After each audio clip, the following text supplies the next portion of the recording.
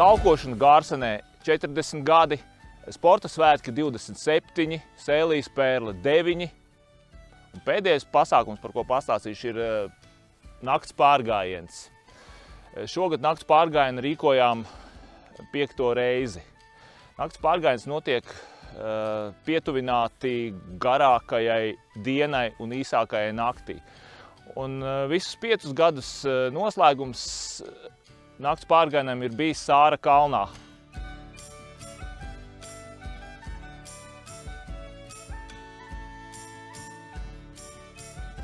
Tas dod mums kā ciemam atpazīstamību un arī kopienai tādu pārliecību, kad mēs neesam sliktāki par citiem un kā šis nosaukums Viedais ciems liecina, varbūt dažās lietās pat labāki.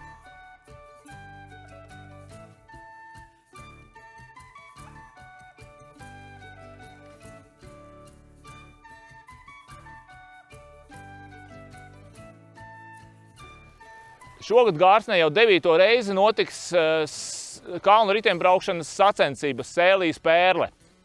Galvenais organizators šīm sacensībām ir Brakovskis Juris ar Brakovsku ģimeni. Kopiena palīdz pie tiesāšanas un citiem organizatoriskajiem pasākumiem.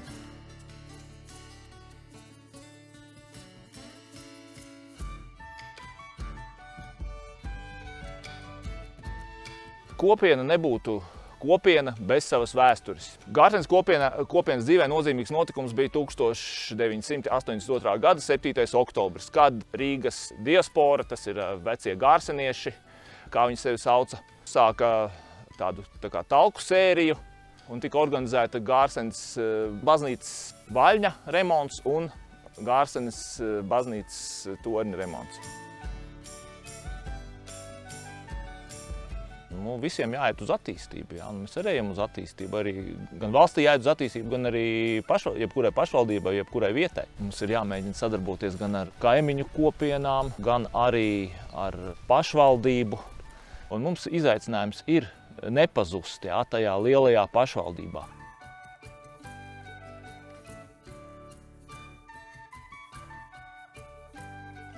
Nākošais stāsts par Gārsenes kopienu ir arī par Gārsenes sporta svētkiem. Gārsenes sporta svētkus regulāri pašvaldības sadarbībā ar kopienas cilvēkiem organizē jau no 1995. gada.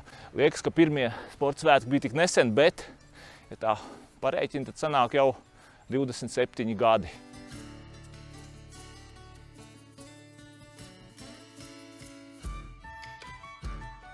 Latvija ir demokrātiska valsts, un tāpēc arī visiem iedzīvotājiem jāsaprot, piemēram, tāds vārds kā pašvaldība, ja, ka tā ir viņu valdība, principā. Un tāpēc viņiem ir arī ne tikai tiesības, bet arī pienākums līdzdarboties. Un jo vairāk cilvēku tā darīs, jo tas būs labāk, ja, un valsts ātrāk attīstīsies.